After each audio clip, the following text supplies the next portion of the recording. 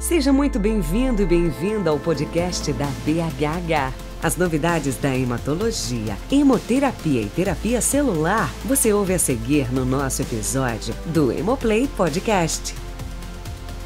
Olá pessoal, esse é mais um episódio do Hemoplay Podcast. Eu sou o Bruno Benites, médico, hematologista. Estou super feliz hoje que a gente está fazendo um episódio de um tema que eu acho super vibrante, tem me comovido muito esses últimos anos. E, inclusive, a gente acabou de sair, né, de uma mesa falando sobre estresse ocupacional, medidas para a gente enfrentar esse problema, e mesmo a questão da NR1, né, a norma que faz com que as empresas tenham que pensar nos riscos psicossociais. Então, está muito animado que o EMO esse ano trouxe 2 mesas, na verdade, falando de estresse. Amanhã a gente vai falar de novo sobre o estresse dos captadores de sangue, né, como manter os estoques de sangue saudáveis, com um pouco menos de estresse. E para essas conversas, tive a alegria de trazer 2 pessoas que eu admiro muito, que são minhas amigas de trabalho, pessoais, professoras. Então, uma delas é a doutora Regina Chamon, também é hematologista e que nos últimos anos tem se dedicado muito a essa área de gestão do estresse, como a gente levar uma vida mais feliz e mais saudável. E a doutora Cibele Castro, também especialista em gestão do estresse, que estava comigo agora na sala, onde a gente discutiu essas questões mais a fundo. E eu vou começar perguntando para a Cibele, porque a Cibele ela tem uma fala que eu acho super interessante, que ela diz que ela é uma estressada crônica em recuperação. E aí eu acho que vai ser legal a gente saber dela como é que foi essa história. É verdade, Bruno, eu acho que eu sou assim mesmo. Acho que o burnout, ele não abandona a gente, o estresse, ele tá aí todos os dias. E eu tive um burnout há mais ou menos 20 anos atrás, que mudou toda a minha vida. Eu fiz várias transições de carreira dentro e fora da medicina por conta dele, mas eu sei que até hoje a gente tem que se manter sempre atento, né? Não adianta a gente pensar, eu tive um burnout, melhorei do burnout e agora estou curada e nunca mais terei isso. Pelo contrário, a gente sabe que burnout tem uma taxa de recorrência muito alta. Então é por isso que eu digo que eu sou uma estressada crônica em recuperação, porque eu sei que ele pode voltar a qualquer momento. E a gente não pode deixar de estar atento às mudanças de estilo de vida, às mudanças de como a gente lida com o trabalho, de como a gente cuida do nosso estresse, porque senão a gente adoece de novo. Eu tive um burnout há quase 20 anos atrás, na minha primeira especialidade, que era hepatopediatria, que tinha uma sobrecarga física e principalmente mental muito grande, mas que era uma coisa que eu amava muito fazer. E acho que, além de todas as condições de sobrecarga de trabalho, exatamente esse perfeccionismo que eu tinha, esse amor pelo que eu fazia, o cuidado que eu tinha com os pacientes e o pouco cuidado que eu tinha comigo, é que acabou me levando a esse estresse crônico, ao burnout. Então, a partir disso, eu demorei um pouco, mas fui aprendendo que a gente tem que mudar a maneira de lidar e que tem que tratar como uma doença crônica mesmo. O estresse é uma doença crônica. Ele descuida um pouquinho. Ele descompensa. Então, eu achei interessante isso de você falar, né, Cibele, que era uma coisa que você gostava. Muito. Porque a gente tem uma ideia de estresse como, isso que eu não gosto, que eu tenho prazo, que é sobrecarga, mas a gente pode ficar muito estressado com coisas que a gente gosta também, né? E aí que eu queria saber o que a Rê acha disso também, porque acho que nós 3 aqui temos um certo comichão, né, de projeto, de fazer mais coisa, e essa empolgação às vezes tem um preço, né? Com certeza, Bruno. Você sabe que tem alguns artigos que mostram que esse caminho até o burnout, ele começa com a gente gostando muito do que a gente faz e se dedicando muito àquilo. E aí a gente quer que essa dedicação seja reconhecida. Então, para que haja esse reconhecimento, a gente passa a deixar de se cuidar, a gente passa a querer cada vez mais entregar, né, para que as pessoas reconheçam a nossa dedicação. E com isso a gente vai abandonando os momentos que são os momentos nossos de recuperação. O estresse nada mais é do que um mecanismo de mobilizar energia. Mobilizar energia para entregar o que eu tenho que entregar, para fazer o que tem que ser feito. Mas, assim como a gente precisa mobilizar a energia, a gente também precisa recuperar a energia. Quando a gente está muito animado com aquilo que a gente gosta de fazer, esses momentos de recuperação eles vão ficando muito pequenininhos. E isso desequilibra a fisiologia do nosso corpo. Então, esse olhar atento, e eu gosto de pensar sempre em alguns sinais de alerta, de que a gente está se encaminhando para esse lugar um pouco perigoso, né? Que é quando a gente para de ter as questões do autocuidado. Então, eu deixo de comer direito para me dedicar ao trabalho, aí eu como qualquer coisa rapidinho e vou seguindo o dia. Quem nunca, né, segurou o xixi para trabalhar um pouquinho mais? Isso, se a gente olhar com cuidado... Infecção urinária. Exato! Né? Você nem bebe água para não ter que ir no banheiro, né? Então, isso também é uma falha no nosso cuidado, deixar o cuidado de lado. Esse é um sinal de alerta importante. Outro sinal de alerta é quando a gente deixa de fazer outras coisas que a gente gosta e está com pessoas que a gente gosta para dedicar todo o nosso melhor momento do dia ao trabalho. Por mais que a gente goste de trabalhar, se a gente fizer isso por muitas horas seguidas, uma hora a gente vai se cansar. Então, eu gosto muito de pensar nessa questão do estresse, não tanto como, então eu não quero mais ter estresse, eu não vou mais fazer as coisas. Mas não, é o equilíbrio entre fazer as coisas que a gente gosta, se dedicar às coisas que a gente tem prazer, mas também se dedicar a momentos de recuperação, reequilíbrio, para que o nosso corpo volte ali para um lugar de organização mesmo, sabe? E saber descansar do jeito certo, né? Porque na época do meu burnout, por exemplo, ou eu não tinha redes sociais, assim, né? Há 20 anos atrás, não, a gente não tinha essas redes sociais, estava começando o Orkut ali naquela época, mas eu via muita televisão, muita televisão. Eu saía e bebia muito. Então, a gente percebe que tem essa mudança. A gente acha que está relaxando, mas está escolhendo a coisa errada para relaxar. E, no fim, a gente está se sobrecarregando mais ainda. A gente sabe que quem tem burnout, geralmente, aumenta muito as taxas de consumo de álcool, de cigarro, de outras drogas, inclusive. Porque a gente pensava vai trazer um alívio, e esse alívio é momentâneo, só naquele momento, mas com uma consequência muito grande. Tem um outro ponto que às vezes a pessoa até escolhe a coisa certa, mas de uma maneira que cai mal, né? Então fica aquela coisa meio tirânica, né? Já estou com aquela agenda lotada, mas eu tenho que fazer yoga tal dia, eu tenho que fazer massagem, eu tenho que meditar, e aí vira um monte de outros itens. Uma tarefa a ser cumprida. Você não está aproveitando aqueles benefícios, né? Que podia estar te trazendo ali. E eu queria até saber da Regina, que ela trabalha bastante, né, com programas de gestão de estresse, com meditação. Foi professora minha da Cibele, né, de meditação, tem um livro super legal que a gente pode deixar nas referências aqui.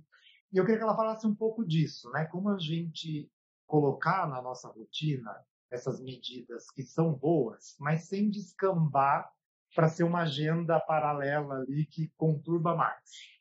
Sim, Bruno, isso que você falou é perfeito, porque o estresse ele é um mecanismo também para que a gente possa desempenhar melhor. Muitas vezes a gente faz essas atividades com o objetivo de desempenho, né, e não com o objetivo de restauração. Então, eu gosto de pensar não tanto em qual é a estratégia que eu vou usar, qual é o método, qual é a técnica que eu vou usar, mas o que está por trás dessa técnica, qual que é a base que faz com que o meu corpo se recupere. E essa base, ela está muito relacionada com a sensação de segurança. Então, ao invés de pensar, eu vou fazer yoga, vou fazer meditação, porque tem gente que não gosta, tá tudo bem também de não gostar, né? Mas tem que achar o seu... Exato! Então, é assim, quais são aquelas atividades que me dão a sensação de segurança? O que me coloca num lugar onde eu me sinto seguro e, a partir desse lugar de segurança, eu posso relaxar? Para algumas pessoas pode ser a prática da meditação, para outras pessoas a prática da meditação vai parecer uma ameaça ali, né? Ai, meu Deus, é impossível, eu não consigo. Então, exato. O que me dá essa sensação de segurança? Às vezes a sensação de segurança vem de uma pessoa, de uma pessoa mais velha com quem eu sinto afinidade, de estar com os meus filhos, de ter uma prática espiritual. Então, a sensação de segurança é algo importante. A outra estratégia que é base, a partir do qual a gente vai pensar na técnica que vai ser utilizada, é o que me dá a sensação de relaxamento? O que são as atividades em que eu faço e eu me sinto reenergizado, eu sinto que minha bateria recarregou. Então, acho que esses dois olhares, a segurança e a sensação de recarregar a bateria, são coisas que nos ajudam a pensar quais estratégias eu vou usar para me cuidar. A Cibele falou a coisa da rede social, né? Às vezes a gente acha que a rede social é um momento de relaxamento. Mas quando você sai da rede social, você está se sentindo, de fato, reenergizado? Na maioria das vezes, não. Na maioria das vezes, a gente está se sentindo mais esgotado. Então, ao invés de a gente focar na técnica, que funciona meio ali como um band-aid, né? É focar no que está por trás da técnica e que, de fato, vai fazer com que meu organismo se restabeleça. Eu acho que isso tudo entra nessa importância do descanso, né? Porque descanso já foi muito, isso é mimimi, ninguém precisa descansar, produzir, ficar a noite em claro. Eu falava muito isso, eu vou dormir quando eu morrer, não preciso dormir, né? Perder tempo. E hoje a gente sabe um bom tanto de ciência, né? Descanso profundo, que são esses momentos em que a gente consegue, de fato, né? Como a Rê falou, se sentir seguro para relaxar. E o que esses estudos mostram é que é só nessa hora que algumas coisas da nossa biologia acontecem, né? E coisas que são bem importantes, do tipo colocar lixo para fora das células, toxinas que a gente acumulou, né? Radical livre. Então tem agora esses estudos mostrando até esse link, né? Quem não dorme, não descansa, depois tem Alzheimer, que teve toda essa oxidação mesmo do cérebro, né? E como isso foi meio que contra a nossa natureza. Porque você pensa, né? Inverno, verão, as plantas, né? Florescem na primavera e tem que ficar ali sem nada no inverno, no outono, para recuperar energia, para florescer de novo. E nós estamos aí dentro dessa ecologia, né? E por que a gente acha que não precisa parar, né? O Bruno, tem uma frase que eu acho muito bonita do Rabino Newton Bonder. Ele tem um texto que chama Os Domingos Também Precisam de Feriado. E aí ele fala que a noite é pausa, o inverno é pausa, mesmo a morte é pausa. Onde não há pausa, a vida lentamente se extingue. E eu acho que a gente se esquece muito a importância dessas pausas, né? Na pausa, eu gosto de usar o exemplo do nosso coração. O nosso coração, ele tem sístole, que é a batida, e ele tem a diástole, que é o relaxamento. Se o coração não tem diástole, ele não consegue se encher de sangue e o sangue não consegue ir para frente. Então, a nossa vida, ela não acontece na sístole, ela acontece na diástole, é na pausa que a gente se enche de vida para daí jorrar. Então, se o nosso coração funciona assim, todo o nosso sistema funciona assim e a gente precisa honrar a importância dessas pausas, né? Tem esse tempo reservado, né? A gente falou um pouco disso também. Essa coisa de ficar engatando, né? Uma tarefa atrás da outra, né? E também tinha muito isso, né? Multitarefa era algo valorizado, aquele funcionário que já conta de tudo ao mesmo tempo. E aí agora, em retrospectiva, o que a gente vê desses estudos é que era um monte de erro, que não tem como se fazer. Nossa atenção não dá conta de lidar com 1 milhão de coisas ao mesmo tempo. E essa pessoa está fatigadíssima no fim do dia. Inclusive, a gente tem às vezes essa sensação, né? Que trabalhou um monte o dia todo, e aí chega no fim do dia da impressão que nada saiu muito bem do jeito que a gente queria, e você está mega cansado, né? E aí eu fico pensando, será que eu tivesse marcado menos coisa, né? Essa semana que a agenda já está uma loucura, preciso enfiar mais um monte de coisa ali, né? Como a gente falou, quase não sobra tempo para fazer xixi, né? E aí, Cibele, hoje a gente viu muito disso em relação às empresas, né? Eu sei que você já trabalhou e trabalha em programas, em empresas. Como é que você vê isso de como empregadores, instituições possam dar esse auxílio, né? E não cair também nessa coisa das medidas de bem-estar ser só mais um item da agenda? Eu acho que essa é uma questão que cada vez vai estar mais importante, porque a preocupação das empresas nem sempre, infelizmente, nem sempre é com a qualidade de vida do funcionário de verdade. A empresa está preocupada com dar lucro, com ter resultado, com ter produtividade. O que a gente sabe de muitos estudos é que quando o funcionário tem mais qualidade de vida, está mais feliz, isso volta para a empresa com resultados. E não é só com diminuição de atestado, de absenteísmo, de turnover, que são coisas importantes que trazem prejuízo, mas com mais resultado mesmo financeiro para as empresas. As pessoas produzem melhor, com mais qualidade, com menos erros, e isso volta para a empresa. Então, o principal é as empresas começarem a entender isso, que realmente isso vale um investimento. E aí, procurar maneiras de fazer as duas coisas. Não adianta só a gente fazer aquela maquiagem de colocar massagem, colocar acupuntura, colocar meditação, grupos de mindfulness para os funcionários.